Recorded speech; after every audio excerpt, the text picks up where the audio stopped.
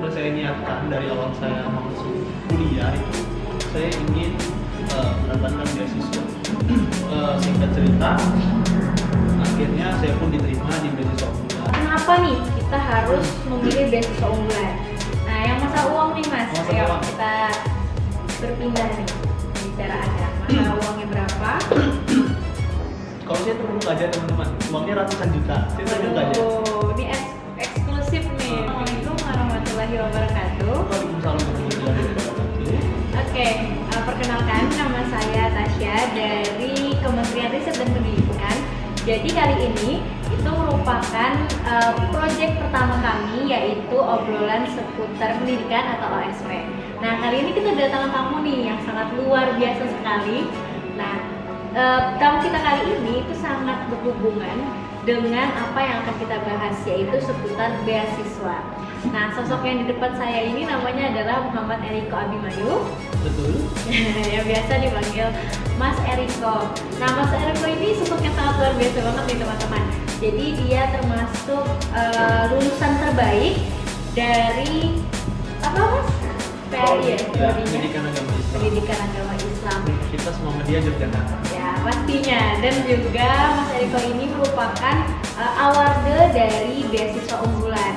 Nah, pasti penasaran kan apa itu beasiswa unggulan, mungkin syarat-syaratnya dan sebagainya.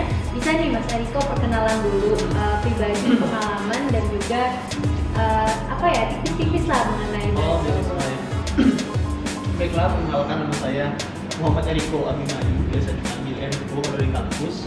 Kalau teman-teman biasanya manggil saya Abi kalau teman dekat. Terkait apa ya, sedikit pengalaman.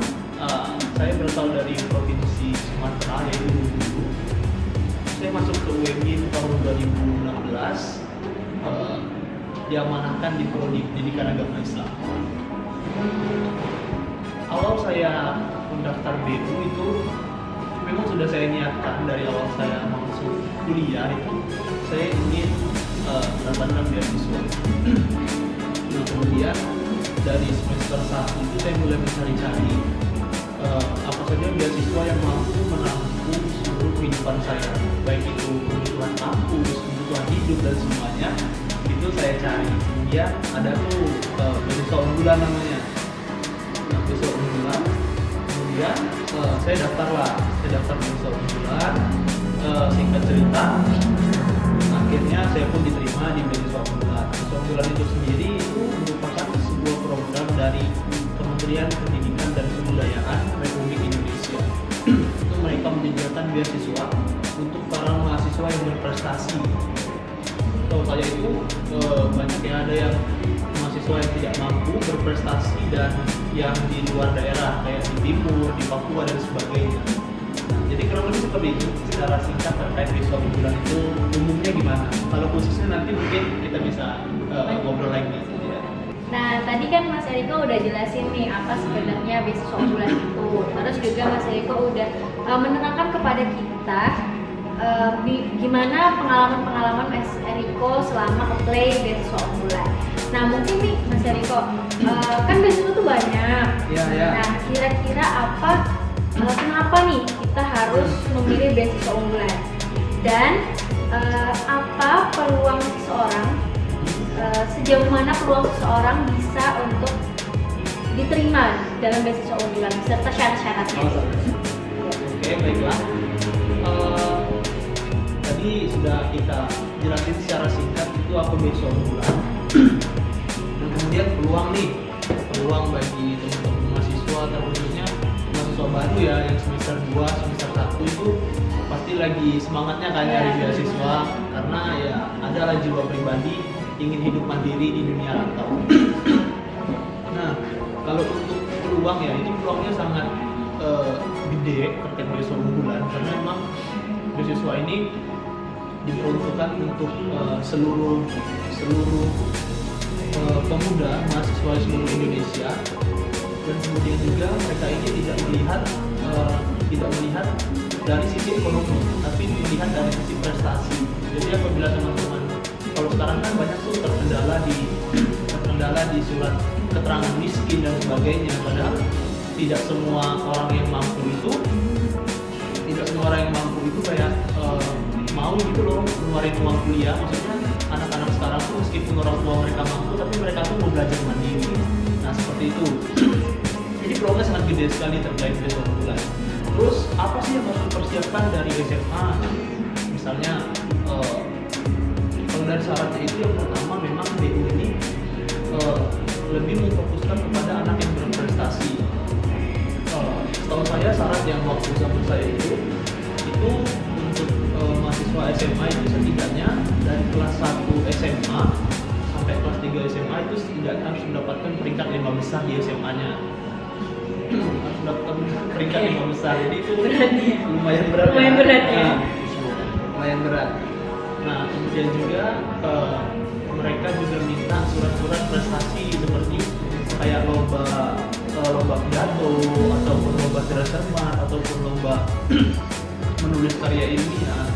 Jadi itu menjadi poin yang sangat besar bagi seorang mahasiswa yang ingin mendaftarkan beasiswa unggulan.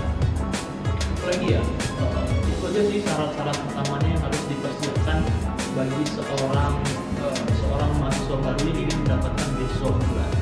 Kalau menurut saya sih nggak terlalu sulit ya, karena saya rasa kalau orang yang emang sungguh belajar tuh biasanya nggak bisa sih dapat BU. Dan juga BU ini mungkin teman-teman nanya, oh Kak BU itu cuma S1 ya? Enggak, BU itu S1, S2 dan S3. Nah enaknya jadi ras kalau BU itu kita tuh nggak perlu pakai TOEFL gitu loh. Nah jadi S1 itu nggak perlu pakai TOEFL, jadi kita cuma modal prestasi aja. Nah bedanya kalau untuk S2 sama S3 itu mereka minta TOEFL. Setahu saya skornya 500 sampai 550 dan nggak terlalu sulit sih kalau mau les. Ya. Kalau untuk ini Mas, sasarannya maksudnya apakah semester 1 aja, semester 2 atau kayak gimana nih perhitungan ini? Kalau untuk BU, kalau zaman saya itu batasnya di semester 3. Nah, kalau untuk saat ini itu katanya semester 2. Nah, jadi teman-teman yang sudah semester 3 itu kayaknya udah gak ada harapan. Waduh, sayang sekali nih. Jadi kalau udah mahasiswa baru itu kan, misalnya nih teman-teman yang baru masuk kampus, bebas sih, BU itu nggak melihat, oh kan kampus kita swasta nih, oh kan kampus kita masih institusi nih.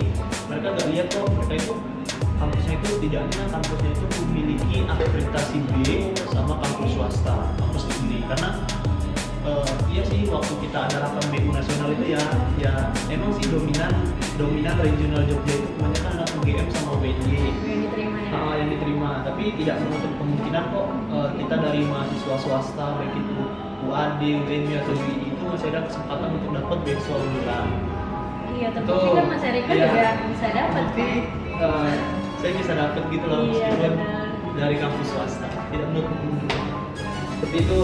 Kalau untuk kuotanya sendiri nih Mas, maksudnya dalam per tahunnya Kalau untuk kuota per tahun ya, setahu saya kalau dalam grup kita itu ya, grup regional Jogja itu jumlah pesertanya setahu saya kalau Jogja saja ya, Jogja saja itu kayaknya cuma 200 mahasiswa. Jadi dari semua kampus lah, dari UGM, UNJ, UAD, UI itu cuma 100 orang, cuma 200 orang kalau dalam grup saya. Nah terus apa lagi ya? Itu sih mungkin kalau kita bisa pecah-pecah ya, berarti dalam satu kampus itu yang paling diterima cuma 20 orang. Kalau tahun kemarin itu kayaknya, kalau tahun saya 2016, sekarang BU ini baru buka itu tahun 2016 teman-teman, jadi masih baru. Jadi masih banyak kesempatan untuk yang mau mencoba. Nah, waktu zaman saya itu di UMJ itu kayaknya ada kurang lebih 20 orang. Ya, 20 orang yang lulus beasiswa unggulan, banyak kan? Banyak. Lumayan. Tapi itu berat sih sebenarnya. Mengalahkan banyaknya mahasiswa kan ibaratnya harus bisa. Nah, pertanyaan selanjutnya nih Mas. Tahapan-tahapan apa saja yang dijalani untuk mendapatkan beasiswa unggulan ini? Untuk tahapan-tahapan beasiswa unggulan itu yang pertama mereka itu ada seleksi berkas. Jadi teman-teman nanti diminta untuk melengkapi berkas. Kemudian yang kedua itu sesi wawancara. Kalau teman-teman lulus berkas terus masuk ke sesi wawancara. Kalau teman-teman lulus wawancara terakhir itu sesi pembekalan dan tanda tangan kontrak. Setelah itu teman-teman resmi menjadi seorang awardee beasiswa unggulan. Kemudian saya rinci kalau untuk berkas ya. Untuk berkas itu kalau zaman saya itu nggak terlalu sulit ya. Dia minta itu pertama esai itu jelas esai, terus judulnya itu setahu saya generasi unggulan kebanggaan Indonesia. Jadi judul itu judul nasional, judul itu dipakai untuk seluruh mahasiswa Indonesia yang mau daftar BU. Kemudian itu dia minta proposal rencana studi. Saya kasih yang beratnya aja ya, esai sama proposal rencana studi. Nah, proposal rencana studi itu dia itu minta teman-teman itu isinya itu kalian tuh kuliah mau apa sih gitu loh. Jadi kalian dijelasin, misalnya kalian masuk WBA jurusan HI misalnya, jurusan HI, jadi teman-teman paparin dulu dari semester 1, 2, 3, 4, 5, 6, 7. Kemudian teman-teman paparin juga setiap SKS itu mata kuliahnya apa aja. Nah terus yang terakhir itu teman-teman disuruh bikin judul skripsi teman-teman. Jadi dari semester 1 itu teman-teman udah mikir skripsi. Jadi judul yang mau kalian ambil saat kalian kuliah itu apa. Kemudian setelah kalian lulus ke S1 kalian mau lanjut kemana. Itu yang diminta oleh para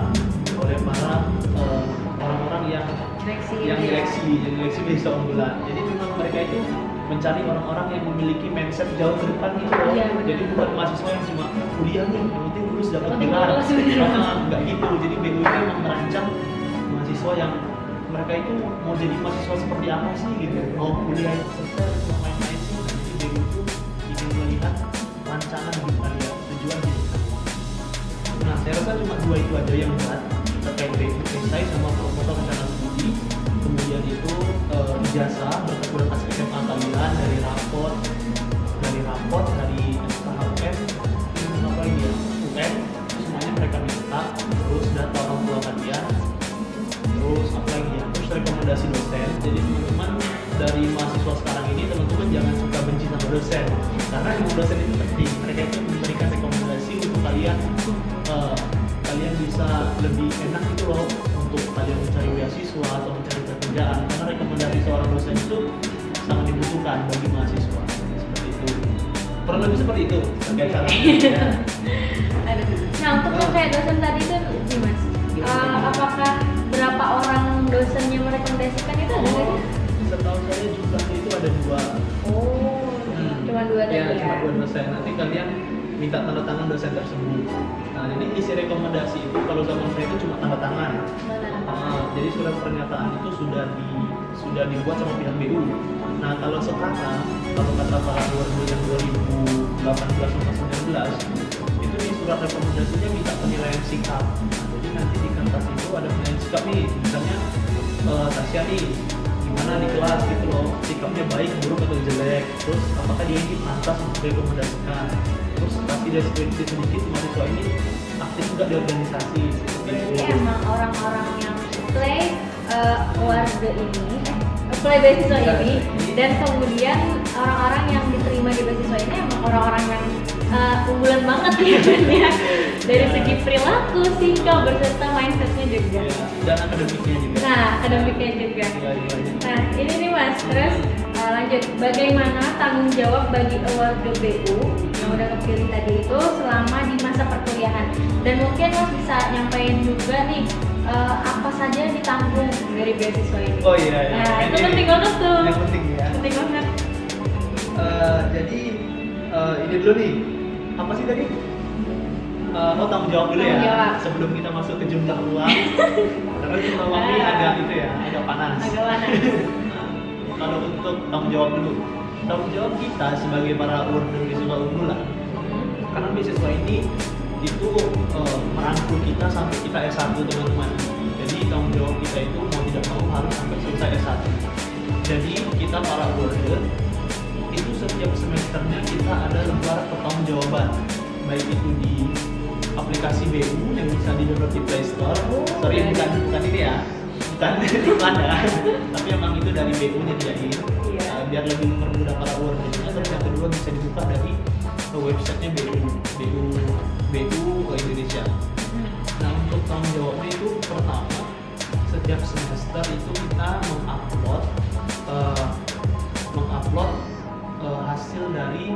kuliah kita selama 1 semester. Dan yang kedua itu mengupload bukti biaya kuliah. Jadi setiap tahun para warga BU itu wajib mengupload Diperbarui terus gitu ya. mengupload IPK-nya berapa sama jumlah uang yang dibayarkan setiap semester itu berapa. Nah, kemudian yang paling agak berat tuh kita tuh disuruh menulis kendala kita selama semester ini itu apa. Jadi BU itu kayak mengawasi gitu loh. Misalnya kita itu semester, makanya kita itu setidaknya setiap semester itu IP-nya harus naik terus.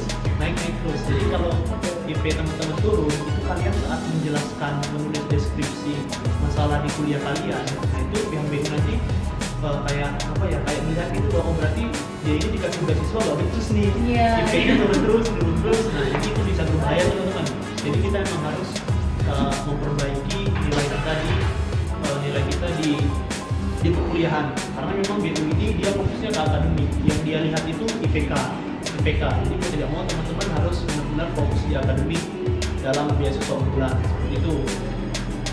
Apalagi ya, kemudian di IP itu setahu saya jangan sampai di bawah 2,75 sampai 3. Jadi IP teman-teman kalau bisa jangan di bawah itu. Kalau di bawah itu setahu saya konsekuensinya itu teman-teman akan dipotong biaya berapa persen saya lupa, kayaknya 25 sampai 20% dipotong, kan lumayan tuh. Kalau uangnya 100 juta dipotong 20% kan hilang tuh berapa puluh juta kan. Jadi gitu. Nah gitu. Terus yang agak ngeri itu kalau kita DO, misalnya nih kalian ada masalah di kampus, terus kalian di DO oleh pihak kampus, itu syarat yang paling mengerikannya kalian itu harus mengembalikan uang beasiswa itu 2 kali lipat. Bayangin lah, uang BU itu kan ratusan juta tuh. Nah, jadi kalian harus kembaliin 200-an juta. Dapatlah mobil J1 kan. Kalian harus kembaliin ke BU itu 200 juta teman-teman. Kalau kita susah saya DO nih. Karena saya berantem atau saya ada masalah di kampus, itu saya harus kembalikan uang BU 2 kali lipat. Nah, jadi tanggung jawab kita sebagai warga itu, mungkin teman-teman mikir, oh ini kok udah 20 bulan, bisa beli apa aja, bisa jalan kemana aja. Tapi ada tanggung jawabnya besar ya, tanggung jawabnya kita harus mampu melakukan IP, kuliahnya juga harus jangan sampai DO, dan satu lagi itu harus tepat waktu. Jadi lulus sebagai DO itu harus tepat waktu teman-teman. Jadi ulur-ulur terus ya. Jadi mau tidak mau saat teman-teman harus udah dapat BU, maka teman-teman harus kuliah yang sungguh-sungguh. Jangan sampai ada mata kuliah yang ulang. Jadi kita harus benar-benar kuliah yang serius, kemudian lulusnya tepat waktu, skripsinya kerjakan sebaik mungkin. Jadi seperti itu. Jadi biar kita nggak dapat sanksi lagi. Tapi kalau untuk sanksi ini, kalau saya itu nggak ada sanksi apa-apa ya. Misalnya teman-teman nih, kalau BU itu cuma membiayain sampai 4 tahun. Misal teman-teman nih lulusnya di atas 4 tahun, maka BU tidak memberikan biaya lagi. Jadi biaya semester selanjutnya itu ditanggung oleh masing-masing. Nah, yang masalah uang nih Mas, Masalah uang. kita berpindah nih pembicaraannya. Masalah uangnya berapa? Ini agak panas ya. Kalau untuk masalah jumlah uang, jumlah uang itu mungkin ada sih teman-teman yang di YouTube ya, BU paling ya. Itu kebanyakan mereka tuh belum ada yang berani ngomong jumlah uang ya, karena agak sedikit gitu. Kalau saya terbuka aja teman-teman, uangnya ratusan juta. Saya terbuka aja. Ini eksklusif nih karena emang semangat kan teman-teman. Iya mahasiswa. benar. Bayangin lah kalian merantau ke Jogja, jadi mahasiswa baru, terus kalian tuh di ATM tuh tiba-tiba saldo kalian tuh 100 juta gitu. Jadi kayak gemeter nggak sih kalian? Terus uang itu apa aja tak gitu ya. Jadi BU itu memang kalau saya lihat ya, BU itu termasuk beasiswa yang paling istimewa di S1 di seluruh Indonesia. Itu BU paling nomor 1 kalau saya lihat ya, dibanding apapun.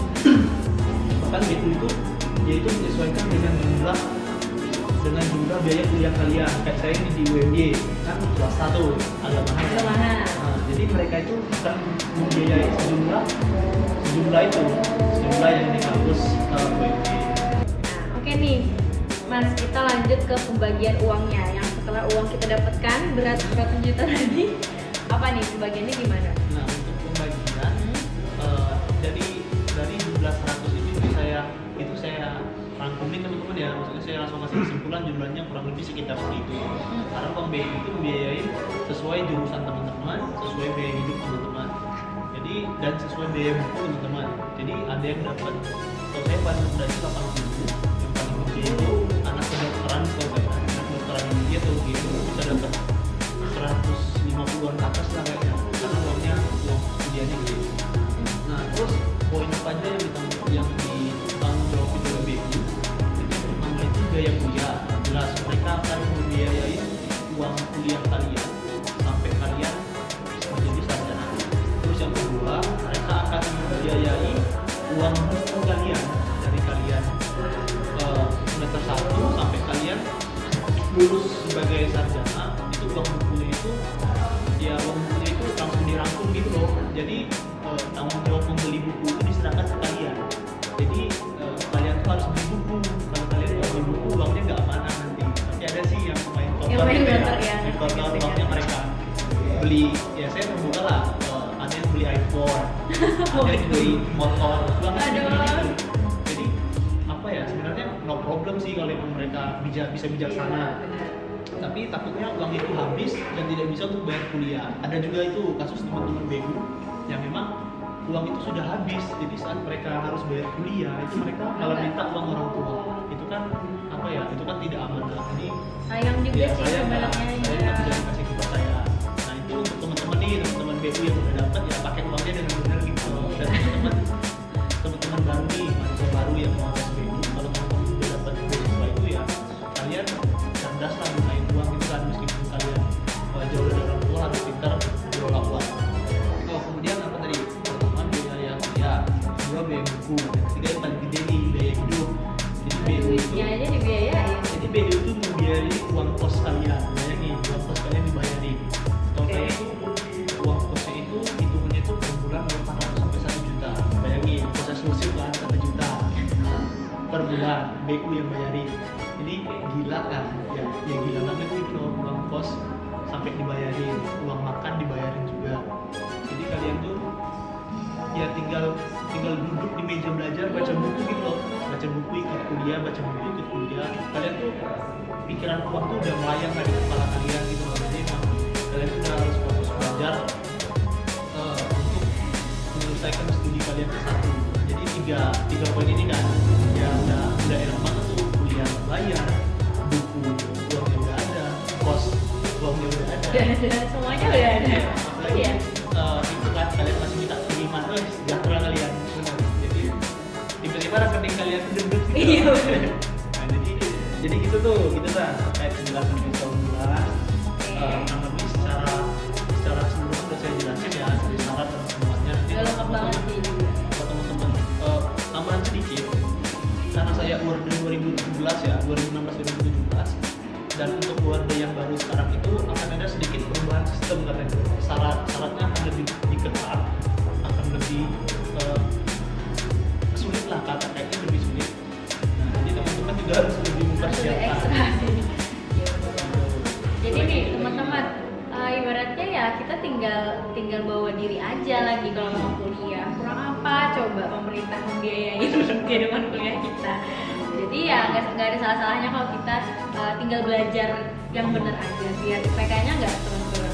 Oke, yang terakhir nih Mas, ini terakhir dari pertanyaan kita. Ini ditanyakan oleh adalah beberapa orang, saya kasih ini kesempatan untuk bertanya, yaitu dari mana nih Mas biasanya kita dapat mengetahui atau mencari tahu adanya beasiswa tersebut? Informasinya dari mana?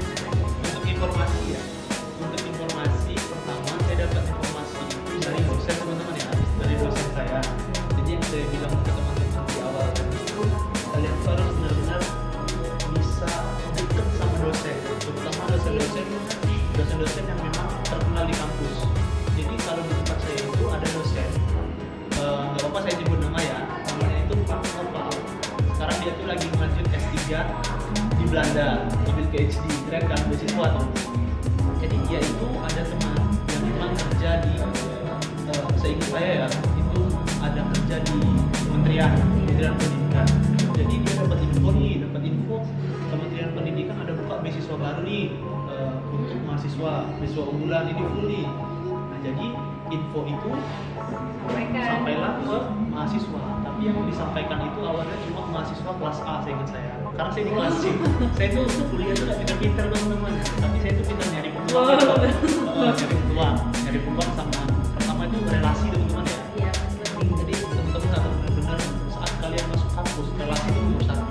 Relasi sama teman-teman senior yang dapat beasiswa enggak. Jadi perlu nih teman-teman senior ataupun mahasiswa-mahasiswa yang berprestasi, karena mereka tuh biasanya nyimpen informasi beasiswa. Iya. Kemudian yang kedua dosen. Jadi teman-teman harus benar-benar dekat sama dosen itu, setidaknya kalian mereka nge-save WA kalian nge-save WA mereka, atau enggak kalian saling follow back Instagram. Jadi apabila ada info biasanya langsung gitu loh. Atau enggak kalian bolehlah seminggu sekali kalau bapaknya ngupload status nih, kalian komen kan, bapak keren tuh fotonya. Nah nanti di ujung-ujung bicara kalian tanya nih, bapak ada info nggak untuk beasiswa, boleh dong bagi-bagi. Bapak ada nggak nih info terkait kampus luar negeri beasiswa? Nanti biasanya mereka tuh seneng kalau ditanya kayak gitu. Saat kalian nanya kayak gitu, mereka biasanya berarti cepet gitu loh, oh ini loh ada nih beasiswa, aku udah daftar nih, coba. Nah itu relasi coba. Paling penting. Nah jadi juga mungkin teman-teman juga bisa nih cek Instagramnya ini ya, Mas ya, beasiswa. Kalau untuk Instagramnya itu ada BU Mengabdi ya, yang video kan ada BU Mengabdi. Atau IG-nya boleh. Apa nih Mas? Boleh di-sharing nih. IG saya itu @eriko_ayu di Instagram. Jadi teman-teman boleh lah Tanya-tanya. ke bapak saya, insya Allah akan balas kok. Oke. Ada yang ingin disampaikan lagi Mas Erika? Saya rasa sudah. Ya, dan ilmunya banyak banget sih, dan itu penting banget nih teman-teman. Jadi buat teman-teman kalau emang niat untuk nyari beasiswa dan apply ya, kita harus benar-benar mempersiapkan dari sekarang. Ya kan? Oke. Mungkin cukup sekian obrolan singkat pendidikan OSP kali ini. Sampai ketemu di episode selanjutnya. Wassalamualaikum warahmatullahi wabarakatuh.